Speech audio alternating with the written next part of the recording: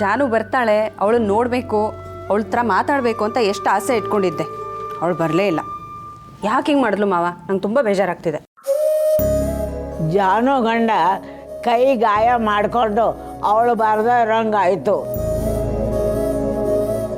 ಹೌದಮ್ಮ ವೀಣಾ, ಇಲ್ಲಿಗೆ ಬರ್ತೀನಿ ಅಂತ ಖುಷಿಯಾಗಿ ರೆಡಿ ಆದ್ಲು. ಆದರೆ ಹೊರಡೋ ಟೈಮ್ಗೆ ಅಳಿ ಅಂದ್ರೆ ಹಾಗಾಗೋಯ್ತು. ಅವ್ರನ್ನ ನೋಡ್ಕೋಬೇಕಲ್ಲ ಅಂತ ಅಲ್ಲೇ ಉಳ್ಕೊಂಡು. ನೋಡಿದ್ರ ಮಾವ, ಜಾನು ಮದುವೆ ಮಾಡಿದ್ರೆ ಹೇಗಿರ್ತಾಳೋ ಏನೋ ಅಂತ ನೀವು ಎಷ್ಟು ಭಯ ಪಟ್ಕೊಂಡಿದ್ರಿ. ಆದರೆ ಈಗ ನೋಡಿ, ಗಂಡನ ಎಷ್ಟು ಚೆನ್ನಾಗಿ ನೋಡ್ಕೋತಾಳೆ.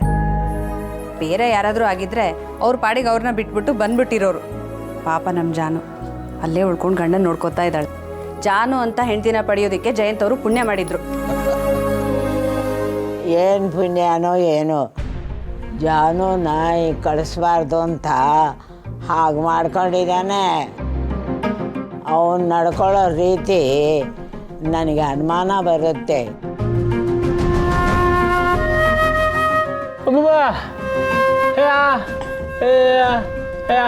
ಅಯ್ಯ, ಇನ್ನೇನೋ ಮಾಡಲಿ, ಜಾನು ಒಬ್ಬಳೇ ಮನೇಲಿ ಇರ್ತಾಳಲ್ಲ ಅಂತ ಯೋಚನೆ ಕಡೋ. ಮನೆ ಏನೋ ದೊಡ್ಡದಾಗಿದೆ, ಅರ್ಥ ಮಾಡ್ಕೊಳ್ಳೋ ಮನಸ್ಸು ಬೇಕಲ್ಲ.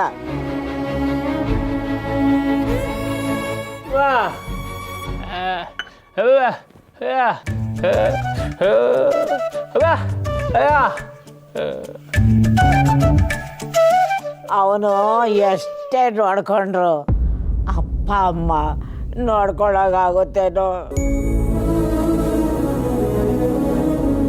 ಅವಳು ಮನೆಯಲ್ಲಿರೋವಾಗ ಮನೆ ತುಂಬ ಓಡಾಡಿಕೊಂಡು ನಗ್ತಾ ಇದ್ಲು. ಈಗ ಅವಳು ಸ್ಥಿತಿ ನೆನೆಸ್ಕೊಂಡ್ರೆ ಮನಸ್ಸಿಗೆ ಭಾಳ ನೋವಾಗುತ್ತೆ ಕಣೋ. ಅಮ್ಮ, ಯಾಕಮ್ಮ ಹಂಗೆ ಹೇಳ್ತೀಯ? ನಮ್ಮ ಜಾನು ಸುಖವಾಗಿದ್ದಾಳೆ. ನಾವೇ ಅಲ್ಲಿ 2 ದಿನ ಇದ್ದು ನೋಡಿದ್ವಲ್ಲ. ಅಳಿಯಂದ್ರೆ ಅವಳ ಕೈನಲ್ಲಿ ಒಂದು ಕೆಲಸ ಮಾಡಿಸಲ್ಲ.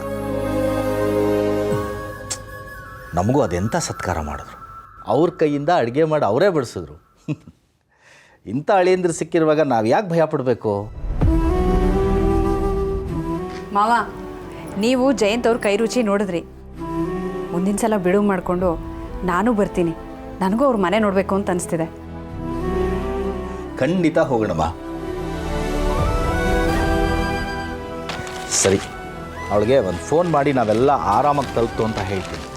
ಹಾಗೆ ಅಳಿಯಂದ್ರ ಕೈ ಹೆಂಗಿದೆ ಅಂತಲೂ ಕೇಳ್ದಂಗೆ ಆಗತ್ತೆ.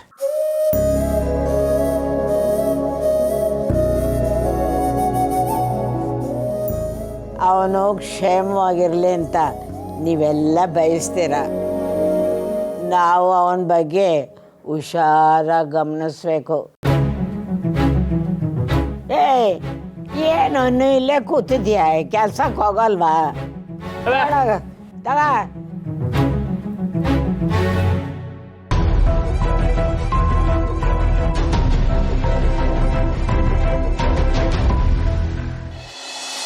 ಮನುಜ, ಒಳಗೆ ಹೋಗ್ರಿ. ಯಾರೀ ನೀವು? ಉಳಿ ನುಗ್ಗಂಗ್ತಾ ಇದ್ದೀರಾ? ಅಣ್ಣ, ವಿಜಯನವ್ರನ್ನ ನೋಡಬೇಕಿತ್ತು. ವಿಜಯ್ ಅಂತನಾ? ಆ ಥರದವ್ರು ಯಾರು ಇಲ್ವಲ್ಲ. ಯಾವ ವಿಜಯ್ ಬಗ್ಗೆ ಹೇಳ್ತಾ ಇದ್ದೀರಾ? ಅದೇ ಉದ್ದಕ್ಕಿರ್ತಾರೆ, ಗಡ್ಡ ಬಿಟ್ಕೊಂಡಿರ್ತಾರೆ, ಕನ್ನಡಕ ಹಾಕೊಂಡಿರ್ತಾರಲ್ಲ ಅವರು ವಿಜಯ್. ಆ ಥರ ವಿಜಯ್ ಯಾರು ಇಲ್ಲ ರೀ. ಸುಮ್ಮನೆ ಇಲ್ಲಿಂದ ಹೋಗಿ. ಅಯ್ಯೋಣ, ಹಾಗೆಲ್ಲ ಹೇಳ್ಬೇಡಿ. ಒಂದ್ಸಲ ಒಳಗೆ ಹೋಗಿ ಅವ್ರು ಇದ್ದಾರ ಅಂತ ನೋಡ್ಕೊಂಡ್ಬಂದ್ಬಿಡ್ತೀನಿ. 9 ಲಕ್ಷ ಕಣಣ್ಣ, 9 ಲಕ್ಷ ಕಳ್ಕೊಂಡಿದ್ದೀನಿ. ಅದು ಸಿಗದೆ ಇದ್ರೆ ನನ್ನ ಜೀವನನೇ ಹಾಳಾಗ್ಬಿಡ್ತಾಣ. ಪ್ಲೀಸ್ ಅಣ್ಣ, ಪ್ಲೀಸ್. ಏನಪ್ಪ ಈಗ ಹೇಳ್ತಾ ಇದೆಯಾ? 9 ಲಕ್ಷನಾ? ಹೇಗಪ್ಪ ಕಳ್ಕೊಂಡೆ?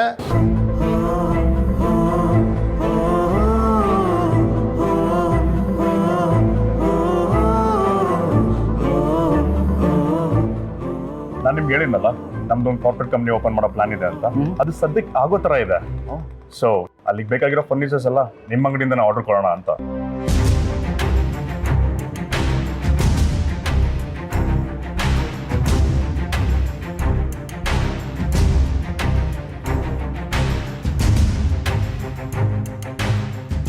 ಇದು ಫೇಕ್ ಚೆಕ್ಕು. ಇದ್ರಲ್ಲಿ ದುಡ್ಡು ಇಲ್ಲ, ಏನು ಇಲ್ಲ ಅಂತ ಹೋಗು ಅಂತ ಕಳಿಸ್ಬಿಟ್ರಣ್ಣ. ಈಗ ಐಟಮ್ಸ್ ಎಲ್ಲ ತೊಗೊಂಬಂದು 9 ಲಕ್ಷ ಯಾಮಾರಿಸಿದ್ದಾನೆ. ಅದಕ್ಕೋಸ್ಕರ ಇಲ್ಲಿ ತಂಗೆ ಬಂದಿದ್ದೀವಿ. ಪ್ಲೀಸ್ ನೋಡಪ್ಪ, ವ್ಯವಹಾರ ಮಾಡಬೇಕಾದ್ರೆ ಹಿಂದೆ ಮುಂದೆ ವಿಚಾರಿಸ್ಬೇಕು. ಈಗ ದುಡ್ಡು ಕಳ್ಕೊಳ್ಳೋದು. ಹೋದ ತಿಂಗಳು ಕೂಡ ಇಬ್ರು ಇದೇ ರೀತಿ ಕೇಳ್ಕೊಂಬಂದಿದ್ರು. ಯಾರೋ ನಿನಗೆ ಸರಿಯಾಗಿ ಅಮರ್ತಿದ್ದಾನೆ. ಅದಕ್ಕೆ ಅಣ್ಣ ಒಂದೇ ಒಂದು ಸಲ ಒಳಗೆ ಹೋಗಿ ನೋಡ್ಕೊಂಡು ಬಂದ್ಬಿಡ್ತೀನಿ. ನಾನು ಐಟಮ್ ಸಿಕ್ಕಿದ್ರೆ ಸಾಕು. ಪ್ಲೀಸ್ ಅಣ್ಣ, ಪ್ಲೀಸ್, ಕಾಲು ಮುಗಿತೀನಿ. ಒಳಗಡೆ ಏನೂ ಇಲ್ಲ ಅಂದರೆ ನೀನು ನಂಬ್ತಿಲ್ಲ. ನಿನ್ನ ಕಷ್ಟ ನಾನು ನೋಡೋಕ್ಕಾಗ್ತಿಲ್ಲ. ಬಾರಪ್ಪ ನೋಡು.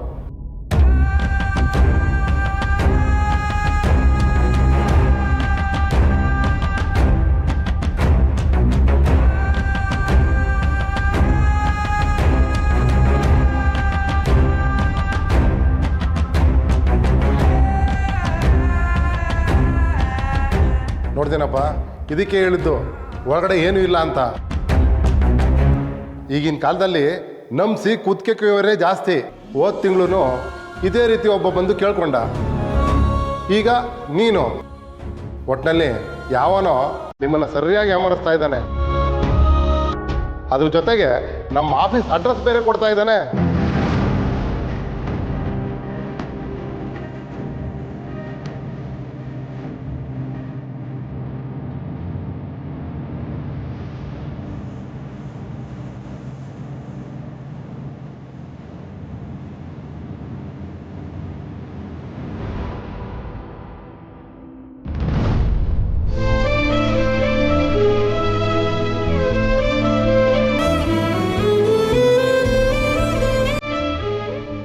ಬೇಜಾರಾಗಬೇಡ ಅಣ್ಣ, ಸ್ವಲ್ಪ ಸಮಾಧಾನ ಮಾಡ್ಕೊ. ಹೇಗೋ ಸಮಾಧಾನ ಮಾಡ್ಕೊಳ್ಳಿ. ಅಂಗಡಿ ಬೇಕು, ಚೆಕ್ ಬೇಕು. ಇವಾಗ ಎಲ್ಲಿ ಅಂತ ಹುಡುಕ್ಲೋ ಅಂದ. ಒಂದಲ್ಲ ಎರಡಲ್ಲ ಕಣೋ, 9 ಲಕ್ಷ ಕಣೋ, 10 ಲಕ್ಷ. ಇಲ್ಲಿ ಎಂತ ತರಲೋ, ಇಲ್ಲಿಂದ ತರಲಿ ಹೇಳು.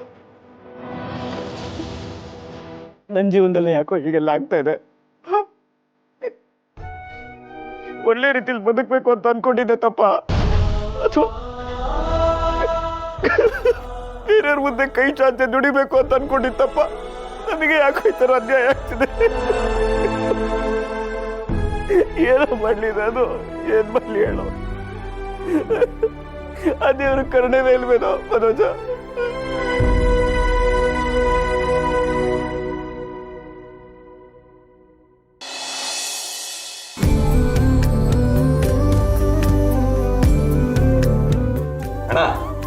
ಊಟ ಮಾತ್ರ ಅದ್ಭುತವಾಗಿತ್ತಣ್ಣ.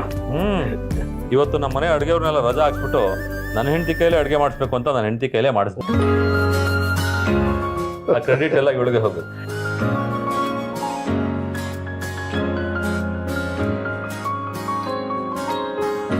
ಊಟ ಸೂಪರ್ ಆಗಿತ್ತು. ದಿನ ನಮ್ಮನೆಗೆ ಊಟಕ್ಕೆ ಬಾಪ್ಪ.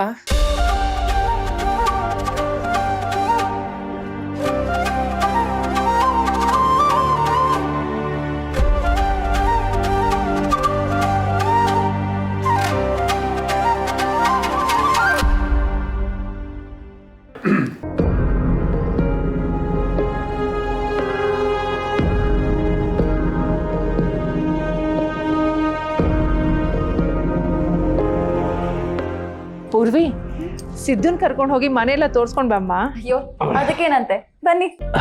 ಇಲ್ಲ ಬೇಡ, ಪರವಾಗಿಲ್ಲ. ಅರೆ, ಹೋಗಿ ನೋಡ್ಕೊಂಡ್ ಬನ್ನಿ. ಅಯ್ಯೋ, ಸಿದ್ದೇಗೌಡ, ಹೋಗಿ ನೋಡ್ಕೊಂಬಲ್ಲ. ಏ ಅಪ್ಪಾಜಿ, ಹೋಗ್ಬ ಮಗನೆ. ಅವ್ವ, ಹುಲಿ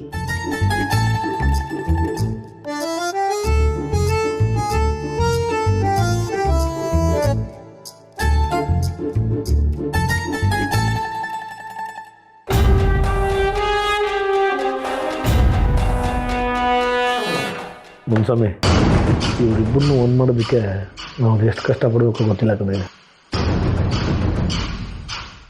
ಏನಯ್ಯ, ನಿನ್ನ ಮಗನ ವಿಷಯ ಗೊತ್ತಿಲ್ವಾ? ಇನ್ನೂ ಹೇಳಿಲ್ಲಪ್ಪ, ಹೇಳಿದೆ ಕರ್ಕೊಂಬಂದಿದ್ದೀನಿ. ಗೊತ್ತಿಲ್ಲ ಸರ್, ಅವರಿಬ್ರು ಮಾತಾಡಕ್ಕೆ ಹೋಗಿದ್ದಾರೆ. ಅವ್ರು ಏನು ಮಾತಾಡ್ತಾರೆ ಅಂತ ಬಂದಲ್ಲಿ ಗೊತ್ತಾಗುತ್ತೆ. ಆಮೇಲೆ ವಿಷಯ ತಿಳಿಸೋಣ.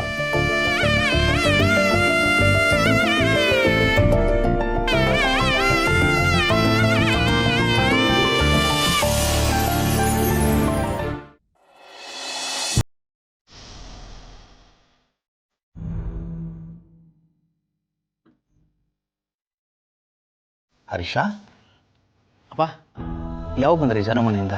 ನಾವೆಲ್ಲ ಅವಾಗಲೇ ಬಂದಪ್ಪ. ನೀನು ಯಾಕಪ್ಪ ಒಂಥರ ಇದೆಯಾ? ಏನಿಲ್ಲ, ಹುಷಾರಾಗಿದ್ದೀನಿ. ಕೆಲಸ ಸ್ಟ್ರೆಸ್ಸು ಅನಿಸುತ್ತೆ, ರೆಸ್ಟ್ ಮಾಡಿದ್ರೆ ಸರಿ ಹೋಗುತ್ತೆ. ಬಂದೆ.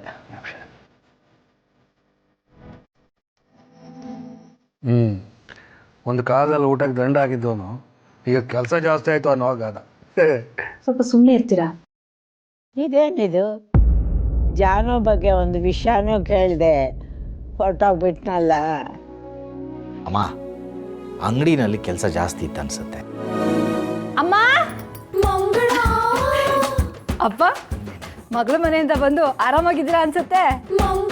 ನೀನು ಬಂದಿಯಲ್ಲ, ಇನ್ನೆಲ್ಲಿ ಆರಾಮು? ಆಹಾ, ಕಳ್ಳಿ ಅಜ್ಜಿ, ಮೊಮ್ಮಗಳ ಮನೆಗೆ ಹೋಗಿ ಒಂದೊಂದು ದಪ್ಪ ಆಗ್ಬಿಟ್ಟಿದ್ಯಾ? ಅಯ್ಯ ಹೋಗು. ಹೋಗ್ತೀನಿ. ಅಪ್ಪ, ನಿಮ್ಮ ಅಳಿನ ಮನೆಗೆ ಹೋಗಿ ಅಲ್ಲಿದ್ದು ಬಂದಿದ್ದೀರಾ ಅಂದಮೇಲೆ ಅವರಂತೂ ಮನೆ ಕೈಯಲ್ಲಿ ಕಳಿಸಿರಲ್ಲ. ಏನಾದರೂ ಲಾಟ್ರಿ ಗಿಟ್ರಿ ಹೊಡಿತಾ? ಎಲ್ರಿಗೂ ಬಟ್ಟೆ ಬರೆ ಕೊಟ್ಟು ಕಳಿಸಿದಾರಮ್ಮ. ಎಲ್ರಿಗೂನಾ? ಅಂದ್ರೂ ನನಗೂ ಕಳಿಸಿರ್ತಾರೆ. ಅದಕ್ಕೆ ನಿಮಗೆ ಕೊಟ್ಟಿರೋ ಬಟ್ಟೆ, ನನಗೆ ಕೊಟ್ಟಿರೋ ಬಟ್ಟೆ ಎಲ್ಲ ತೋರಿಸ್ ಬನ್ನಿ, ನಾನು ಈಗಲೇ ನೋಡಬೇಕು.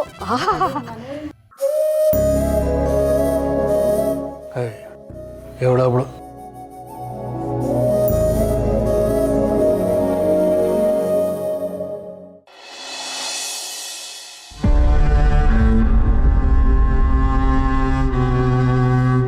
ಮಗ ವಿನೋದ್ ಹೇಗಿದ್ದಾನೆ?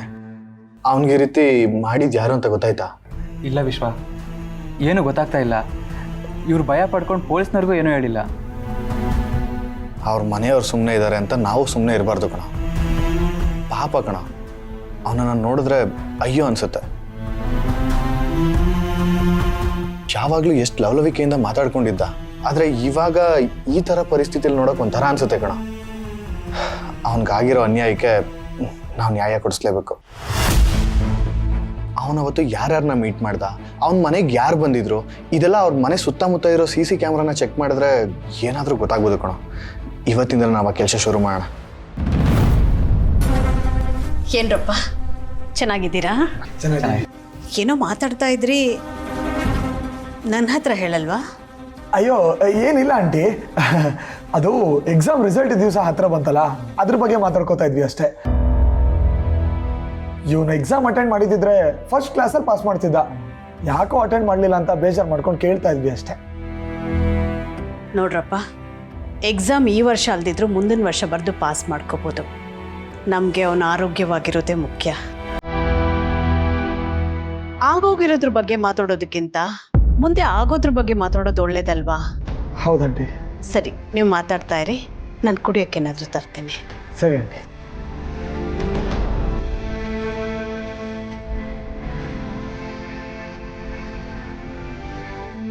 ನೋಡು, ನಿಮ್ಮ ಅಮ್ಮಂಗೆ ನಿನ್ನ ಮೇಲೆ ಎಷ್ಟು ಭಯ ಇದೆ ಅಂತ. ನೀನು ಎಲ್ಲಿ ಅಡ್ದಾರ ಇಳಿತೀಯ ಅಂತ ಅನುಮಾನ ಈಗಲೂ ಇರೋ ಆಗಿದೆ. ಇಲ್ಲ ಕಣ, ಅವ್ರಿಗೆ ನನ್ನ ಮೇಲೆ ಇವಾಗ ಸಂಪೂರ್ಣವಾಗಿ ನಂಬಿಕೆ ಇದೆ.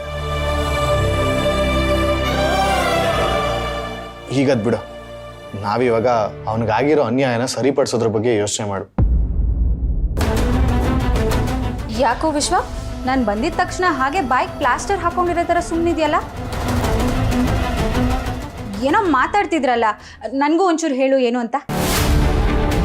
ಅದೆಲ್ಲ ನಿನ್ಗೆ ಯಾಕೆ? ನಿನ್ನ ಕೆಲಸ ನೀನು ನೋಡ್ಕೋ ಹೋಗು.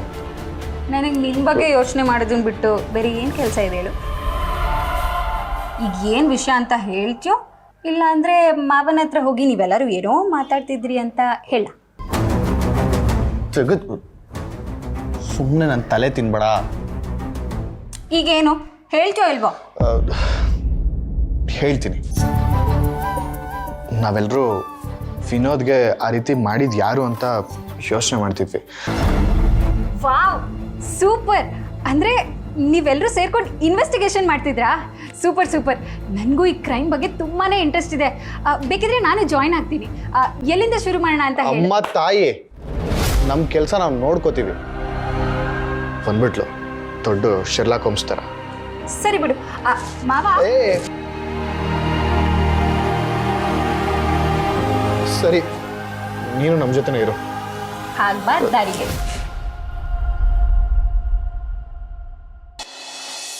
ಬನ್ನಿ, ಇದೇ ನನ್ನ ರೂಮು.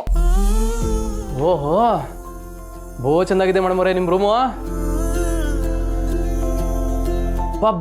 ಬಾ ಏನು ಮೇಡಮ್ ಅವರೇ, ಇಷ್ಟೊಂದು ಮೆಡ್ಲ್ಗಳು, ಇಷ್ಟೊಂದು ಪ್ರೈಸ್ಗಳು, ಇಷ್ಟೊಂದು ಸರ್ಟಿಫಿಕೇಟ್ಗಳು. ಇದೆಲ್ಲ ನನ್ನ ಅಕಾಡೆಮಿಕ್ಸ್ಗೆ ಸಿಕ್ಕಿರೋ ಪ್ರೈಸಸ್ಸು, ಸರ್ಟಿಫಿಕೇಟ್ಸು. ಅಷ್ಟೆಲ್ಲ ಓದ್ಬಿಟ್ಟಿದ್ದೀರಾ ಮೇಡಮ್ ಅವರೇ ನೀವು? ಹೌದು, ಯಾವ ಮೀಡಿಯಂ ನೀವು? ಕನ್ನಡನ ಇಂಗ್ಲೀಷಾ? ನಿಮ್ಗೇನು ಅನ್ಸುತ್ತೆ? ನಿಮ್ಮನ್ನ ನೋಡಿದ್ರೇನೆ ಅರ್ಥ ಇದ್ದೆ ನೀವು ಪಕ್ಕ ಇಂಗ್ಲೀಷ್ ಅಂತ.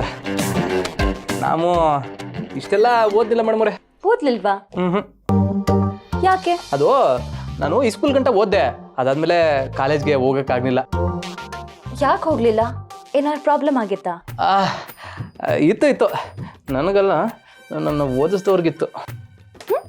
ಏನಂದ್ರಿ? ಏನಿಲ್ಲ ಮೇಡಮ್ರೆ, ಅದು ನನಗೆ ವಿದ್ಯೆ ಒಸಿ ತಲೆಗೆ ಹತ್ತಲಿಲ್ಲ, ಅದಕ್ಕೆ ಅಕ್ಷರಕ್ಕೂ ನಮಗೂ ಒಸಿ ದೂರ. ಆದ್ರೆ ಆಟದಲ್ಲೆಲ್ಲ ನಾವೇ ಮೊದಲು. ಓ ಹೌದಾ? ಹಾಗಾದ್ರೆ ನಾವು ಆರ್ಮ್ ರೆಸ್ಲಿಂಗ್ ಆಡೋಣ. ಆರ್ಮ? ಏನು ಮೇಡಮ್ರೆ ಇದು?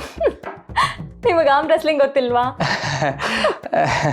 ಸರಿ ಬನ್ನಿ, ಹೇಳ್ಕೊಡ್ತೀನಿ. ನಾವಿಬ್ರು ಇವಾಗ ಕೈ ಹಿಡ್ಕೋಬೇಕು. ಹಿಂಗಲ್ಲ, ಒಬ್ರು ಕೈನ ಇನ್ನೊಬ್ರು ತಳ್ಬೇಕು. ಓ ಈ ಆಟವಾ? ನಾನು ಎಷ್ಟು ಆಡಿಲ್ಲ. ಅಲ್ಲ, ನೀವು ಶಕ್ತಿ ಪ್ರದರ್ಶನ ಅಂತ ಹೇಳ್ಬೇಕು ತಾನೆ? ಸರಿ ಆಡಿ. ಆಯ್ತು ಬನ್ನಿ. ರೆಡಿನಾ? ಇರಿ ಓದ್ಕೊಂಡ್ಬಿಡುತ್ತೆ.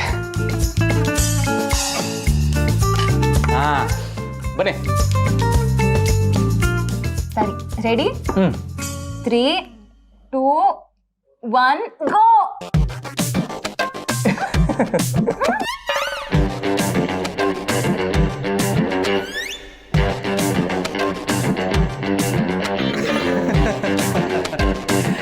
ಪಾಪ,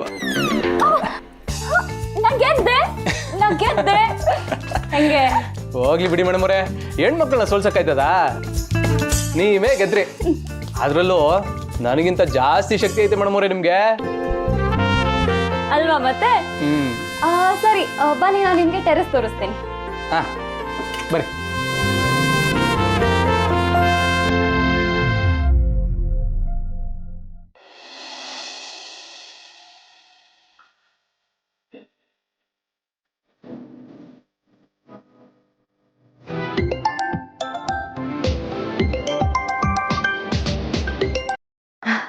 ಹಲೋ ಅಪ್ಪ, ಏನ್ ನೀನ್ ಫೋನ್ ಮಾಡ್ಬಿಟ್ಟಿದ್ಯಾ ನನಗೆ?